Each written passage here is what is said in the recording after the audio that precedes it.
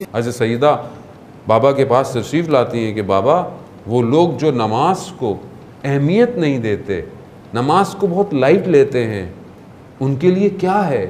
तो रसूल खुदा बयान फरमाते हैं कि जो लोग नमाज को अहमियत नहीं देते 15 अज़ाब उसके ऊपर नाजिल होते हैं। यकीनन आप सब माशाल्लाह यहाँ अहले नमाज हैं, आप जमात से नमाज पढ़ते हैं, मैं बहरहाल क्योंकि अपने आप के लिए बयान कर रहा हूँ।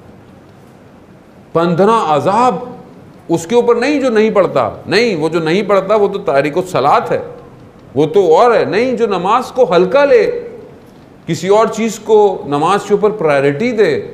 15 अज़ाब नाजिल हैं, जिसमें से कुछ अज़ाब दुनिया में हैं, कुछ अज़ाब मरते वक्त हैं, कुछ अज़ाब कब्र के अंदर हैं और कुछ अज़ाब आखिरत में हैं।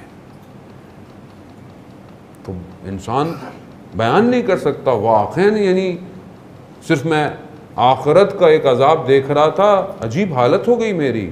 रसूल खुदा फरमाते हैं कि इस शख्स को परवरदिगार रोज़े क़यामत में एक मलाइका को मामूर करेगा इसके ऊपर कि इसको ज़मीन के बल घसीटो, ताकि लोग देखें कि ये नमाज को अहमियत नहीं देता था।